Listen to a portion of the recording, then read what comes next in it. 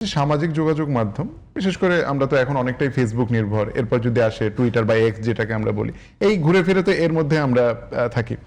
তো ছাত্র সংগঠনগুলোর ইদানিং যত ধরনের সংখ্যা, তার একদম কেন্দ্রে গিয়ে দেখা যায় কোনো একটা পোস্ট, কোনো একটা কমেন্ট, কোনো একটা রিয়্যাক্ট, কিছু একটা বা সামাজিক যোগাযোগ মাধ্যমের এইসব নিয়ে চলছে।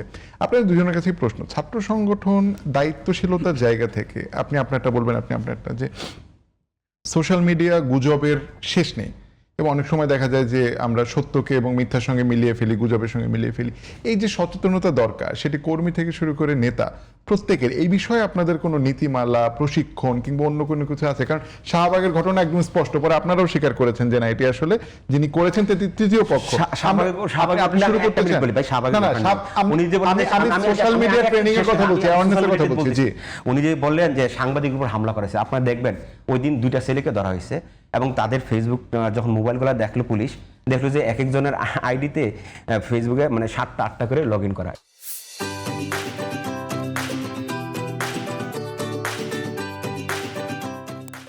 অথচ ছিল তারা তখন লাইভ করতেছিল, তারা সাংবাদিক পরিস্থিতি লাভ করতেছিল। এবং দেখবেন যে এই প্রথম আপনারা কোনো জান্নাতি নামে আপনারা কি ঢাকা বিশ্ববিদ্যালয় সাংবাদিক সমিতির নেতাদের স্বীকার নাই? আমি শেষ করি, যখন ওই দুইজনকে অস্বীকার করতেছেন, ওই ঘটনার পরে সমাধানের জায়গায় আসছে। আমার মনে হয় যে যেহেতু হাসান অনেকক্ষণ বলেছেন, শাকিল আপনি একটু ওই প্রশ্নের উত্তরটা দেন যে সোশ্যাল মিডিয়া অ্যাওয়ারনেস কিংবা সোশ্যাল মিডিয়া কি করে হ্যান্ডেল করতে, অনেক শক্তিশালী মাধ্যম, সুতরাং এটার একটু মিসইউজ হলে কিন্তু স্বাভাবিকভাবে অনেক ধরনের গন্ডগোল হয়ে যাচ্ছে।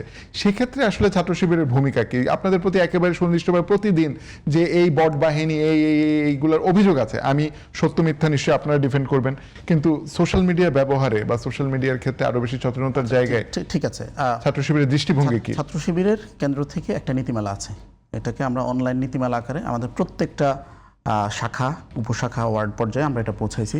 আমাদের কেন্দ্রীয় সভাপতি যখন যেখানে যান এই বিষয়ে একদম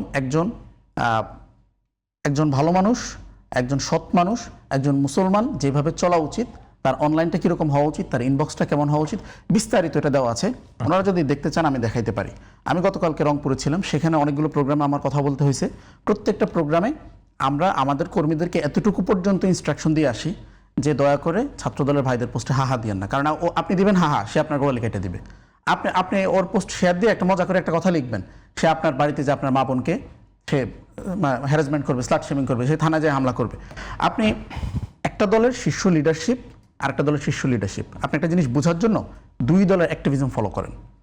আপনি দেখবেন ছাত্র শিবিরের কেন্দ্রীয় সভাপতি সাদ্দাম ভাই, সেক্রেটারি সিবগা ভাই থেকে শুরু করে আপনি সবার আইডিতে যান, আপনি কোনো গুজব, কোনো ধরনের অশ্লীলতা, কোনো কিছু আপনি পাবেন না। আপনি ছাত্রদলের কেন্দ্রীয় সভাপতি, সেক্রেটারি, বিশ্ববিদ্যালয়ের সভাপতি, সেক্রেটারি, এদের ইয়াতে যান, আপনি কি দেখবেন যে একজন যে কাজটা করে নেই, একটা গুজব সেন্ট্রাল সভাপতি থেকে শুরু করে সেক্রেটারি থেকে শুরু করে ইউনিভার্সিটি কমিটি, ওনারা যেটা সুপার 4 বলেন, সুপার 4 বা আরও ঢাকার আরও সুপার 5, একদম টপ টু বটম গুজব ছড়াবে, গুপ্ত বলবে, এরপর হামলা করবে।